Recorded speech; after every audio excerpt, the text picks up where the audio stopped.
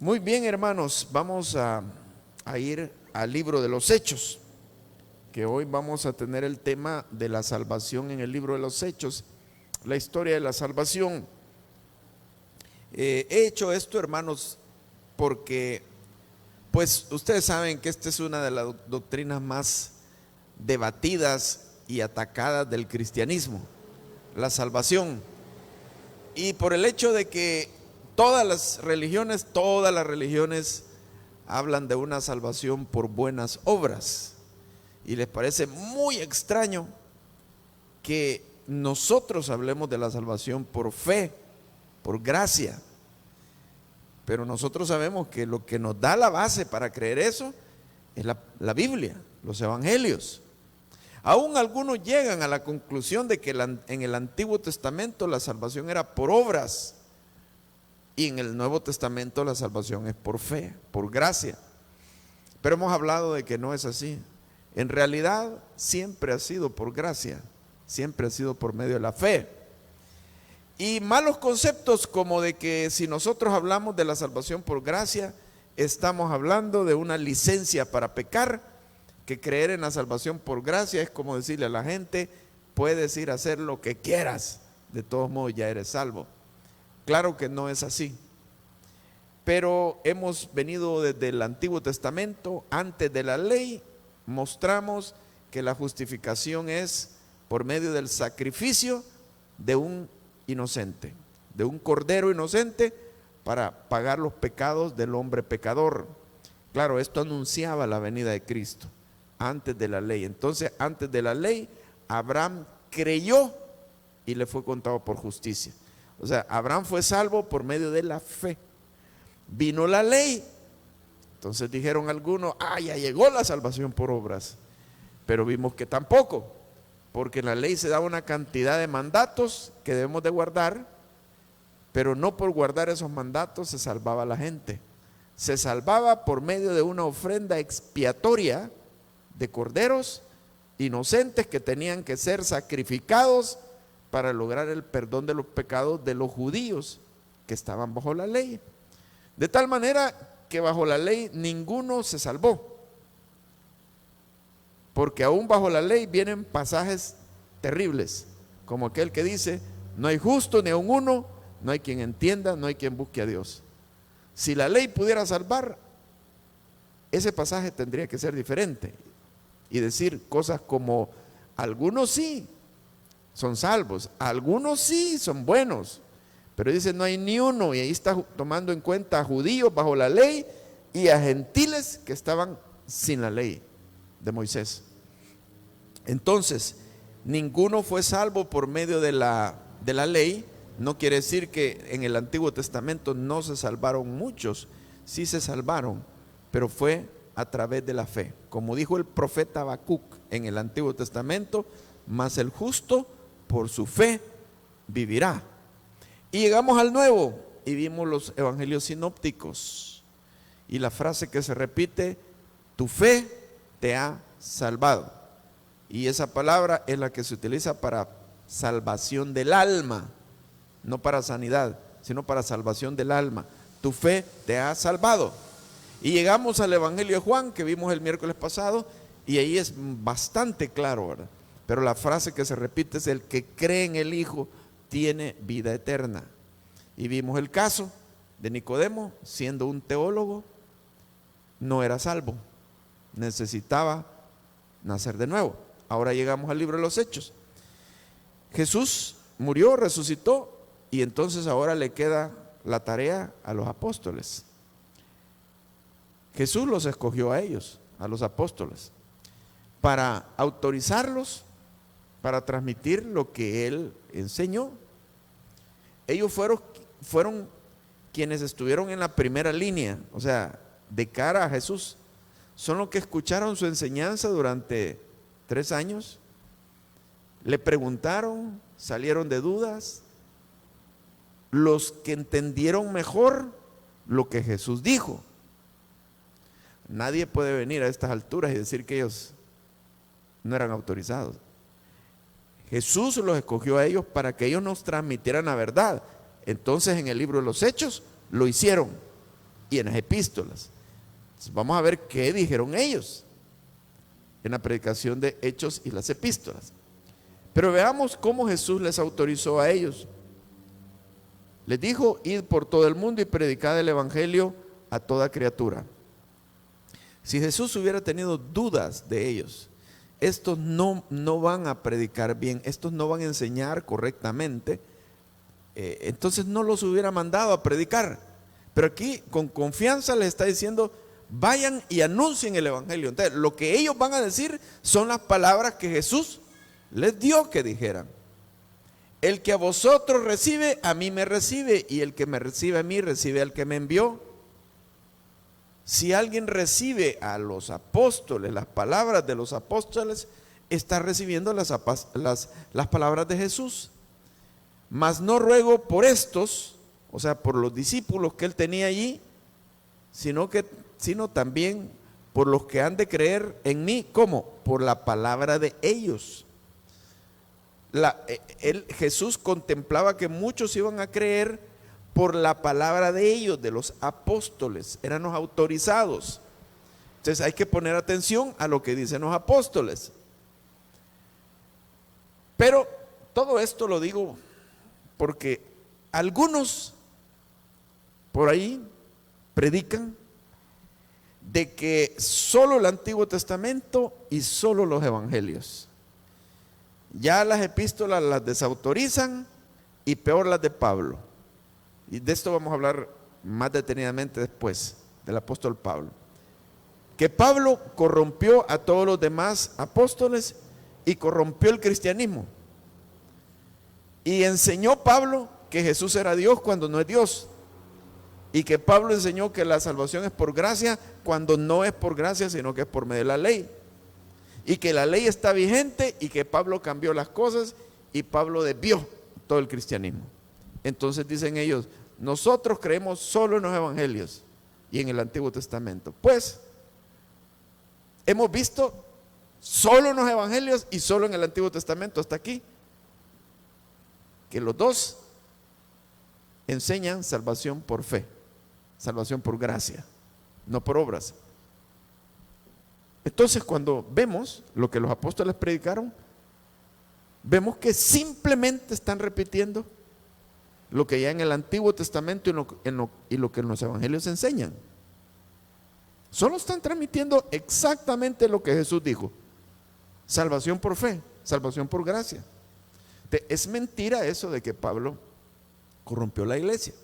Entonces uno dice: ¿cómo gente que viene siglos después vienen a decir que los apóstoles se equivocaron, y que los apóstoles se desviaron, y que los apóstoles no predicaron lo que Jesús dijo?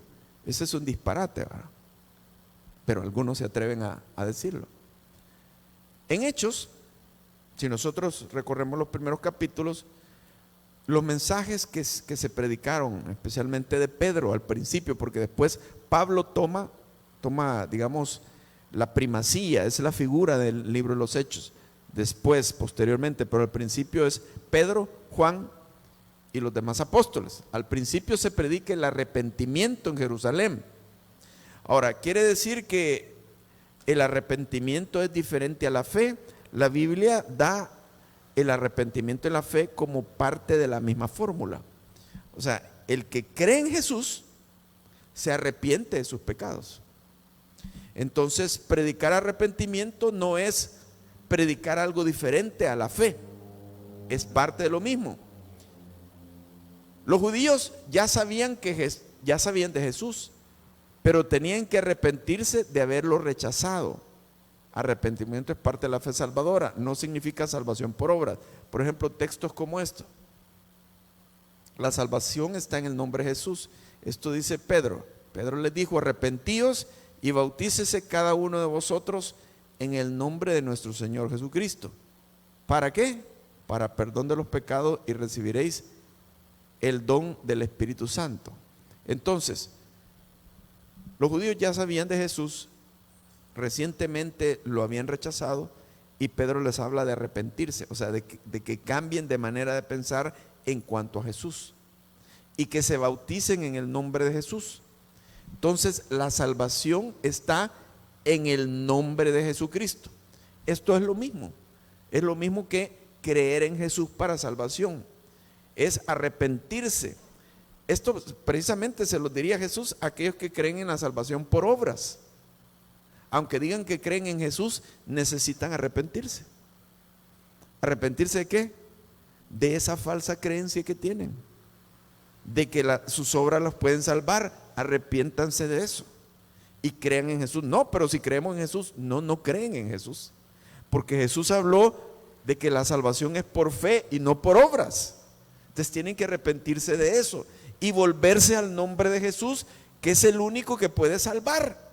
Porque ellos están confiando en que sus buenas obras, en que su religión, en que sus ceremonias los pueden salvar. Tienen que arrepentirse. Toda la gente tiene que arrepentirse de algo. Los religiosos necesitan arrepentirse y volverse a Jesús. La salvación está en Jesús, no en la Torá, no en la ley. Miren lo que dice: y en ninguno otro hay salvación, porque no hay otro nombre bajo el cielo dado a los hombres en que podamos ser salvos. Claro, el nombre de Jesús. Si esto no fuera así, Pedro hubiera dicho que la salvación estaba en la ley de Dios, pero dice: en ninguno otro hay salvación, solo en Jesús. Entonces están predicando lo mismo que se habla en los evangelios y lo mismo que se viene discutiendo todo el Antiguo Testamento. Toda la ley y los profetas apuntan a Jesucristo, a la venida de Jesucristo, aquel que iba a ser el Salvador, el Cordero que iba a expiar los pecados del mundo. Están predicando lo mismo. Jesús es el verdadero Cordero que consigue el perdón de pecados, dice este texto, Hechos 5, 30 y 31. El Dios de nuestros padres levantó a Jesús, a quien vosotros matasteis colgándole en un madero. A este Dios ha exaltado con su diestra por príncipe y salvador, para dar a Israel arrepentimiento y perdón de pecados. No menciona la ley aquí, menciona a Jesús, el que da el perdón de los pecados. Ahora, venimos ya al tiempo de Pablo, y estos ya son versículos de Pablo. Hechos 16, 31. Ellos dijeron: cree en el Señor Jesucristo y serás salvo tú y tu casa. ¿Se contradice esto con lo que está diciendo Pedro? Los versículos anteriores, no. Vimos un versículo que decía que Dios levantó, el Dios del Antiguo Testamento levantó a Jesús para que en Él puedan tener perdón de pecados. Y aquí está diciendo: cree en Él, Señor Jesús, y serás salvo tú y tu casa. Están predicando lo mismo. Hechos 13:39 dice: y que de todo aquello de que por la ley de Moisés no pudiste ser justificados. O sea, la ley nunca te pudo declarar justo. La ley no nos puede declarar justos, porque de alguna manera la hemos quebrantado, aunque sea una vez en la vida, que no ha sido una vez, ha sido un montón de veces. Pero nunca nos va a declarar justos. Nadie se va a justificar. Con razón aquel pasaje del Antiguo Testamento: no hay justo ni a uno, no hay quien entienda. A judíos y a no judíos, no hay ni uno. La ley no justifica a nadie. La ley no tiene misericordia. Lo que justifica es que muera un inocente por ti para que pague tus pecados. Pero la ley no te va a tener misericordia. Entonces, ¿qué dice? Y que de todo aquello de que por la ley de Moisés no pudiste ser justificados, en Él es justificado todo aquel que ¿qué? Que cree. Concordando esto con aquel antiguo versículo: y creyó Abraham y le fue contado por justicia. Era la base de todo lo que se iba a desarrollar a lo largo de los siglos acá en la Biblia, hasta que llegaran al Mesías, a Jesús, el Cordero de Dios que quita el pecado del mundo. Ahora, hay un caso muy interesante aquí en el libro de los Hechos, el caso de Cornelio. Quizás vamos a hablar de esto porque tiene una gran lección que nos deja. El caso de Cornelio, el centurión romano, nos muestra que los hombres buenos y piadosos no son salvos. ¿Cómo puede ser esto? Los hombres buenos y piadosos no son salvos. Esto a mí me impacta, me llena de, dijéramos, de consternación saber que los buenos no son salvos, no tienen la vida eterna. Ahora, de todos modos la Biblia dice no hay bueno ni siquiera uno, ¿verdad? Pero lo que nosotros vemos como bueno, digamos, gente que no anda en cosas malas, gente que se esfuerza, gente que tiene fe, su fe a su manera, ¿verdad? No exactamente la fe salvadora, que es en Jesucristo, que podríamos decir, pero Dios debe de ver la sinceridad de alguien y tomar en cuenta pues las buenas obras de alguien. Señor, no puede ser que fulano de tal se condene en el infierno. Yo creo que no se lo merece, diría uno de humano. Pero Dios ha hablado tan claro. Miren este ejemplo de Cornelio el centurión. ¿Qué dice la Biblia?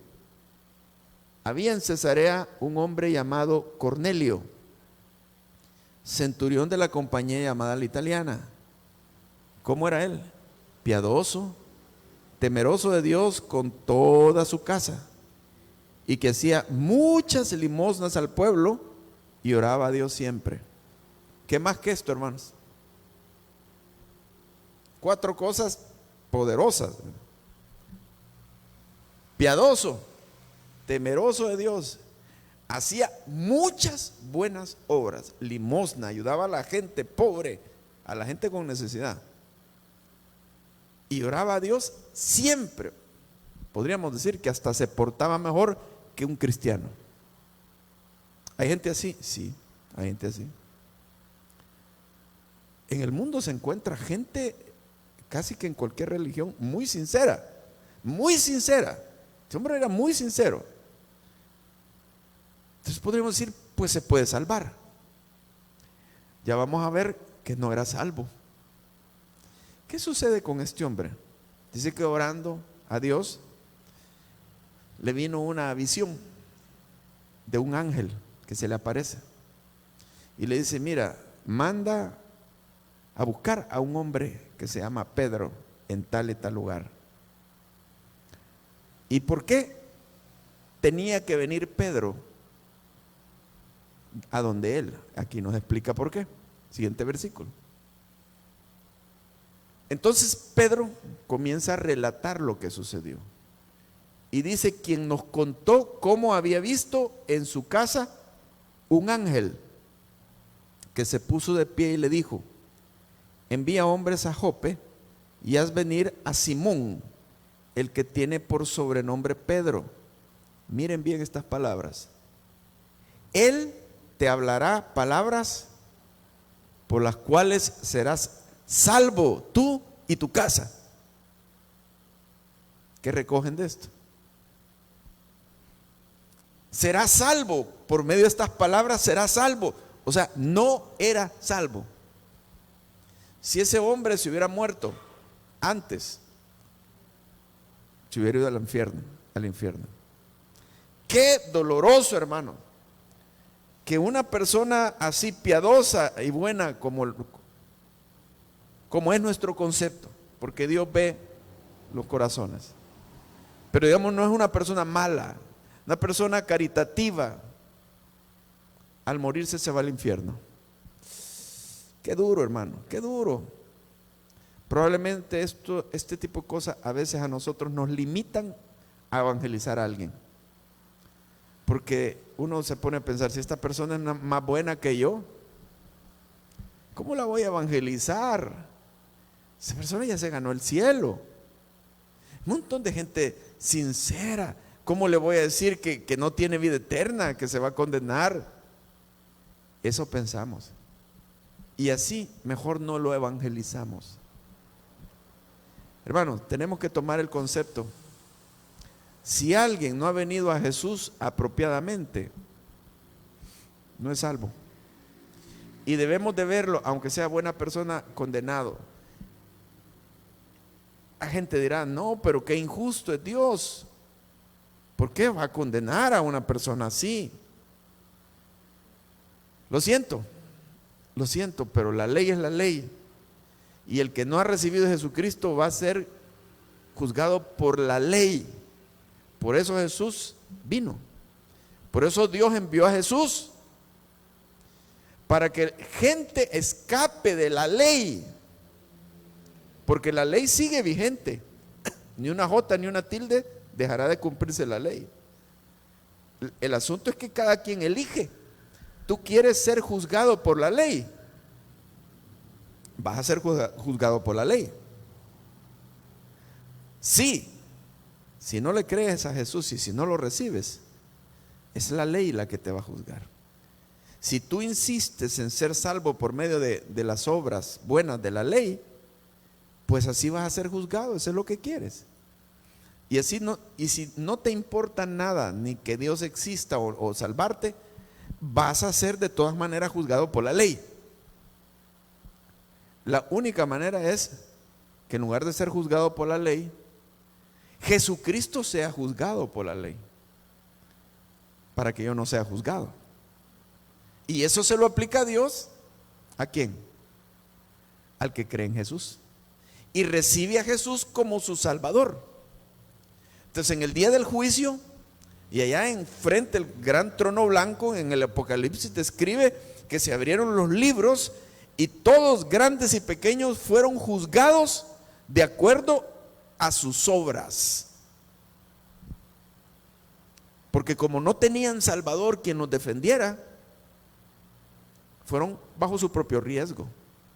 Qué terrible, hermano. Qué terrible. Grandes y pequeños, ricos y pobres, en el mismo plano todos, bajo la ley de Dios, y dice ahí será el lloro y el crujir de dientes. Y el que no se halló inscrito en el libro de la vida fue lanzado al lago de fuego. ¡Wow! Por eso deberíamos de correr a Jesucristo, salir corriendo a recibirlo a Él, porque ninguna obra va a poder salvarnos, porque la ley es implacable, no tiene misericordia. La ley es perfecta, pero este hombre no era salvo, ni él ni su casa, y era un hombre piadoso. Wow, hermano.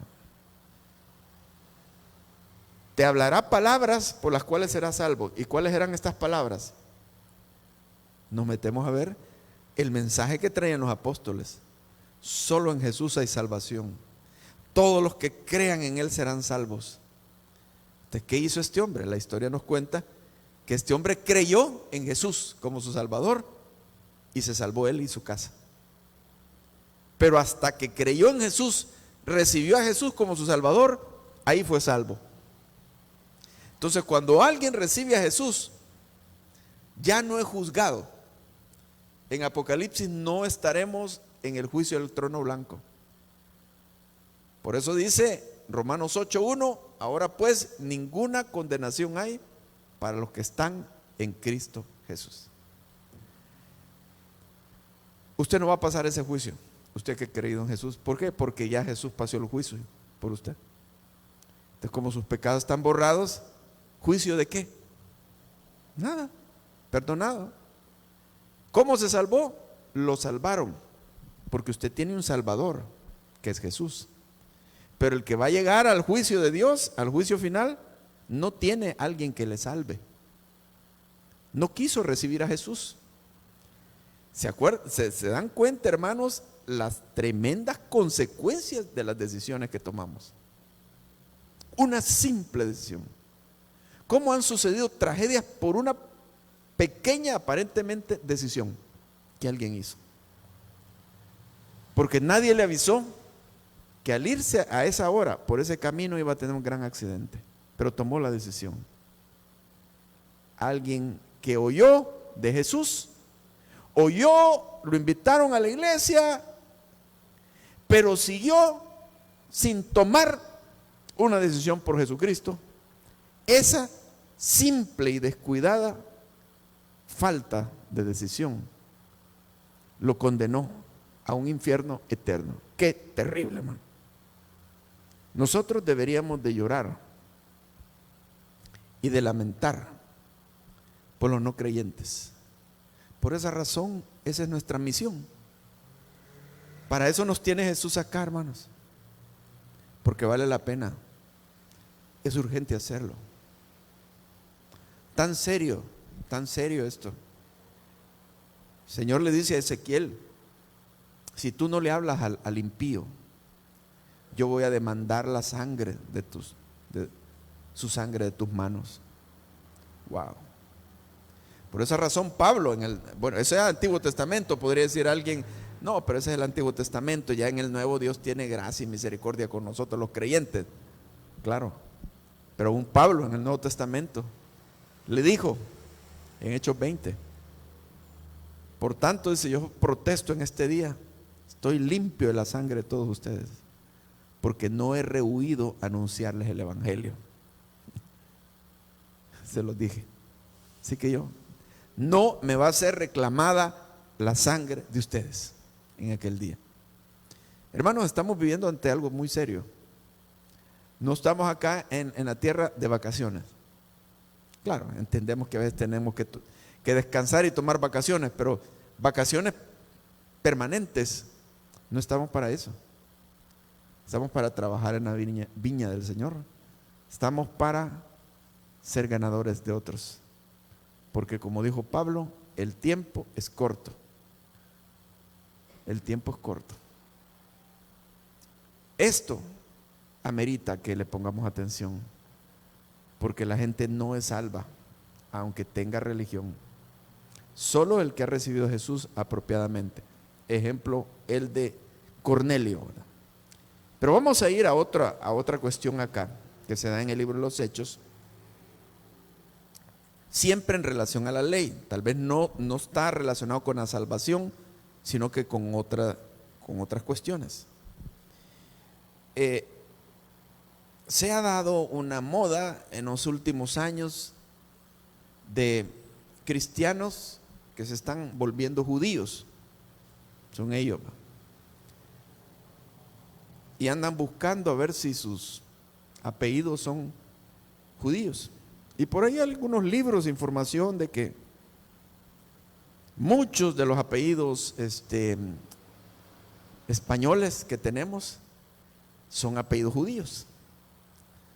Algunas evidencias que en ciertas épocas a alguien de apellido Hernández era un judío, que lo quemaron allá la Santa Inquisición en España. Entonces los Hernández son judíos, y especialmente aquellos apellidos que terminan en EZ.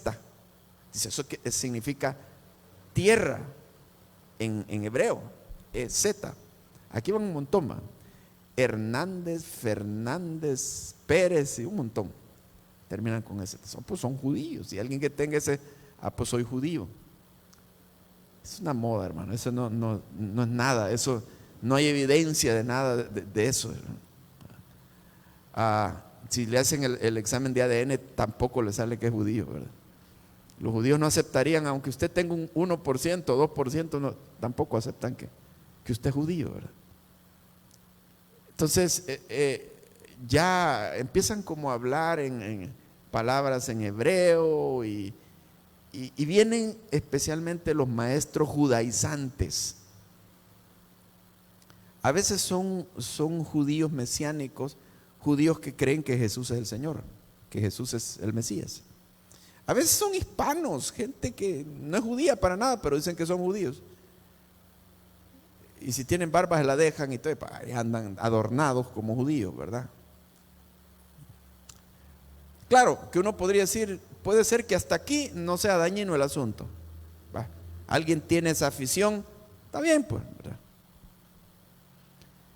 Pero el problema es que muchas veces eso trae una cola.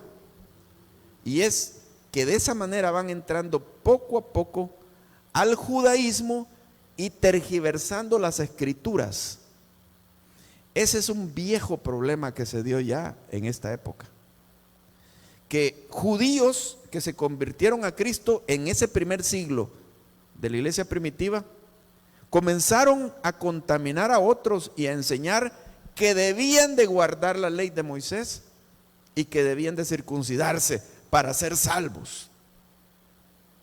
Los apóstoles detectaron este problema y convocaron a un concilio, apóstoles, líderes de la época, para discutir qué iban a hacer en cuanto a esto. Y ese es el interesante concilio que hubo en Hechos capítulo 15, si ustedes lo pueden abrir por ahí, Hechos capítulo 15. Y yo se los digo, hermanos, que hay que tener cuidado con estas cosas. Vaya, si usted quiere decirle Yeshua a Jesús, está bien, ¿verdad? Si usted el sábado le quiere llamar Shabbat, está bien, pero si ya empieza usted a creer que debe de guardar el sábado, como lo hacían los judíos, ya ahí está equivocado. Y que a guardar las fiestas, y que si no se ha circuncidado, a anhelar que lo circunciden, porque al circuncidarse como que va a entrar en una mejor relación con Dios.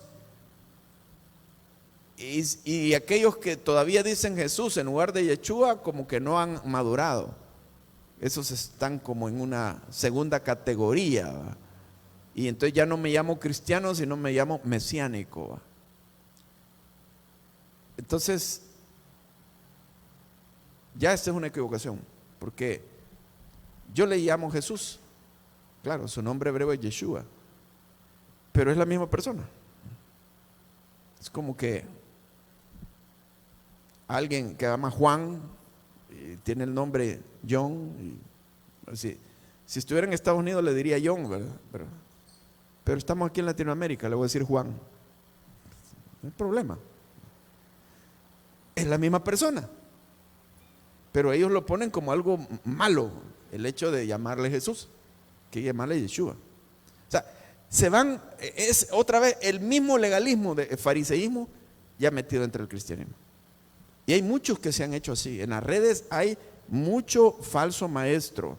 Y he encontrado yo uno que se llama Michael Rodo, con un programa que se llama Un Rudo Despertar, tirándole tratando de confundir el cristianismo, diciendo que nosotros adoramos a un Jesús griego, no a un Jesús judío.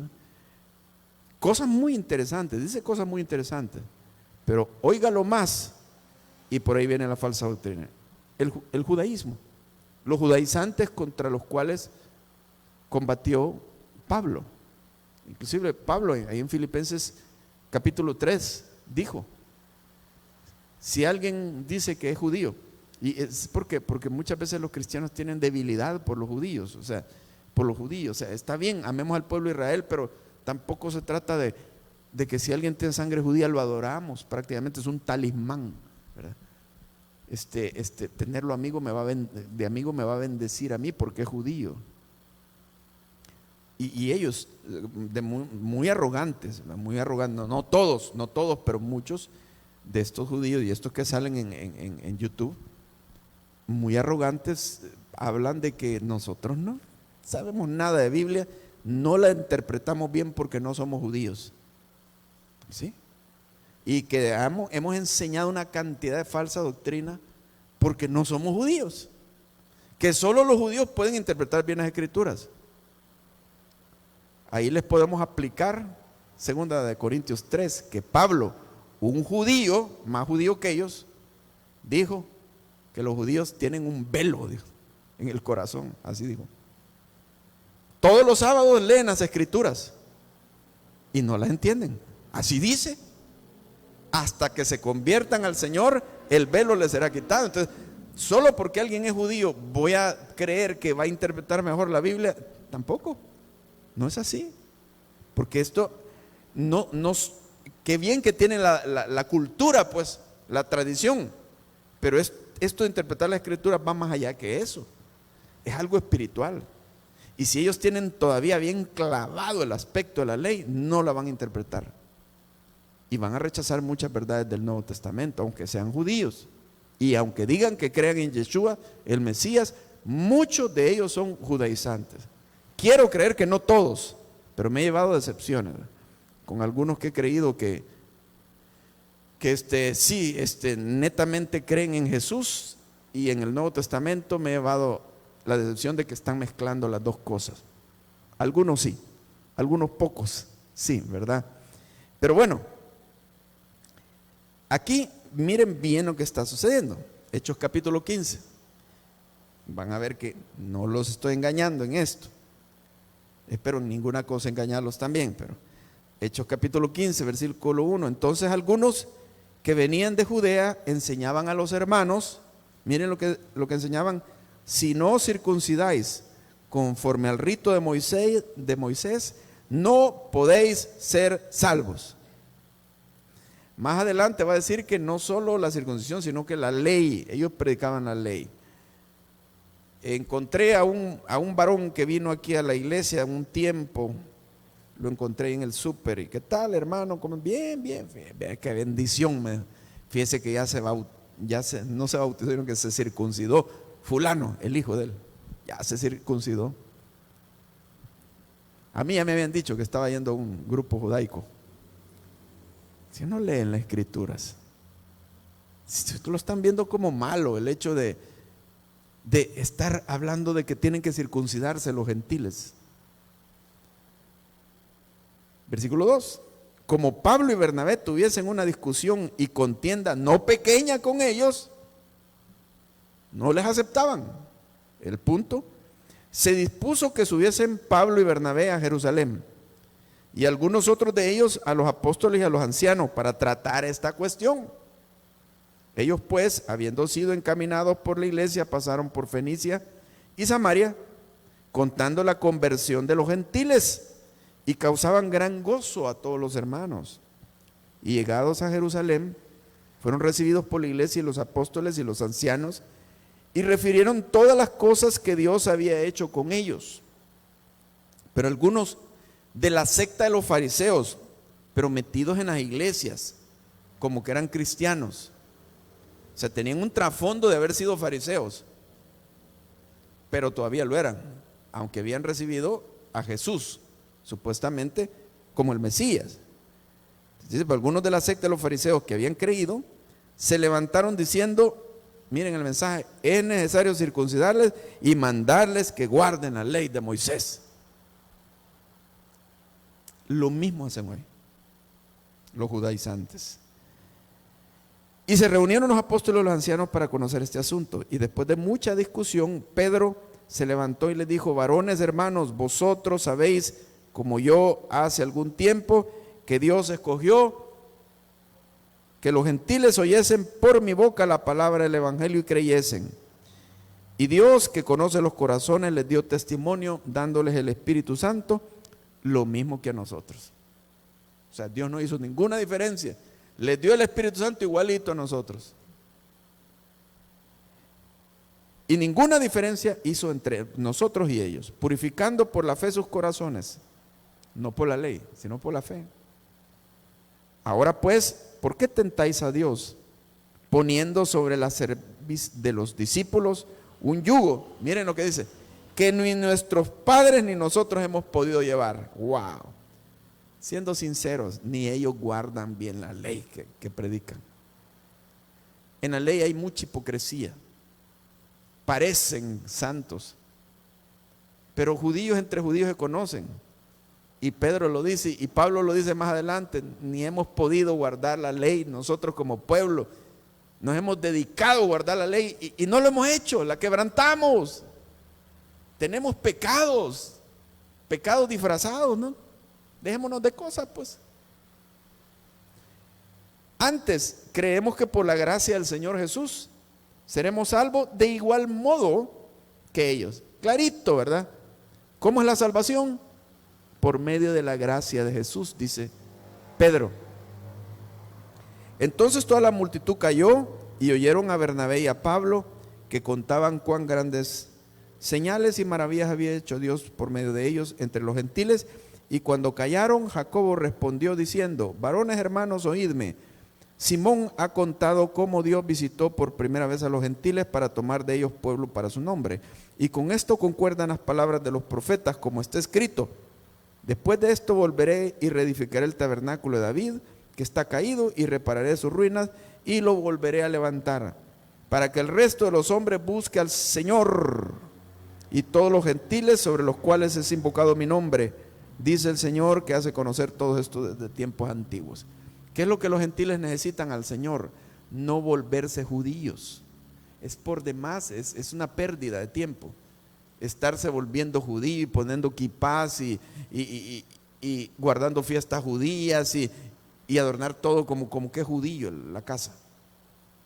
No, si alguien quiere tener algo, yo tengo algunos candelaritos y cosas, pero entendemos que yo no me he hecho judío. Soy hijo de Dios, no necesito hacerme judío. Amo al pueblo de Israel y anhelaría tener amigos judíos, ¿verdad? Pero no es necesario volverse judío. Versículo 19: por lo cual yo juzgo que no se inquiete a los gentiles que se convierten ¿a quién? A Dios, no al judaísmo, sino que se les escriba que se aparten de las contaminaciones de los ídolos y de fornicación, de ahogado y de sangre. Solo eso. ¿Por qué? Porque a veces en las congregaciones habían judíos y gentiles mezclados en el mismo lugar, y para los judíos era muy terrible comer cosas que no habían sido, digamos, animales que no han sido degollados y que les ha salido toda la sangre. Por eso lo que les pedimos es que se abstengan de ahogado y de sangre. O sea que sí, por evitar pues algún conflicto, alguna mala impresión que se lleven los judíos ahí. Los entendemos, fueron formados así, ya traen su cultura, pero tampoco es necesario, solo eso les pedimos.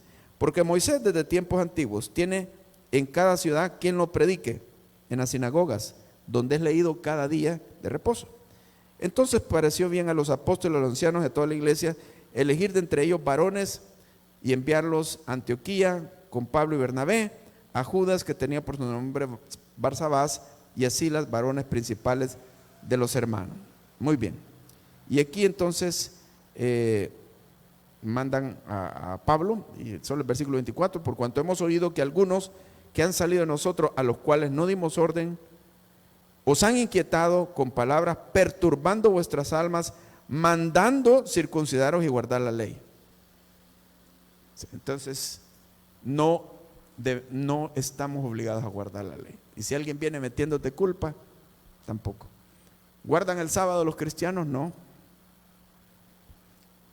En las epístolas están las doctrinas para los cristianos. Jamás se menciona de guardar el sábado. Si fuera algo tan importante, Pablo lo estaría diciendo. Pero no, está descartado. Ni guardar el sábado. Al contrario, en el libro de los Hechos dice que los cristianos se reunían, ¿cuándo? El primer día de la semana, dice. Ahora, no es que el domingo se convierte en un sábado, de día de reposo, no. Pero los cristianos se reunían el domingo. ¿Por qué? Se deduce que es porque ese día se toma como el día de la resurrección. Así que no hay énfasis ni de guardar sábado, ni guardar fiestas judías, ni abstenernos de cerdo, de camarones y todos los alimentos prohibidos en la ley de Moisés. Tampoco eso, hermanos. Nunca en las epístolas, todo lo que es las ordenanzas para las iglesias, las doctrinas para las iglesias, se enfatiza ni una tan sola vez todas esas cosas. Se dan por descartadas. Ya aquí en Hechos 15 está bien claro todo eso, ¿verdad? Así que no nos dejemos influir, tengamos la perspectiva doctrinal correcta en todo esto, porque hay tiempos como en el que estamos hoy, que hay mucha falsa doctrina y muchos engañadores, ¿verdad? Aún en un texto más allá, Pablo dice: a los cuales es preciso taparles la boca, mayormente a los de la circuncisión, así le llama, a los judaizantes. Es preciso taparles la boca, así dice. Y aún en Filipenses dice: ojalá se mutilasen, dice. Porque como andan predicando que se circunciden. Ojalá ellos se mutilasen, o sea, se cortaran todo de una vez. Bárbaro Pablo, pero así dice en Filipenses 3 acerca de los judaizantes.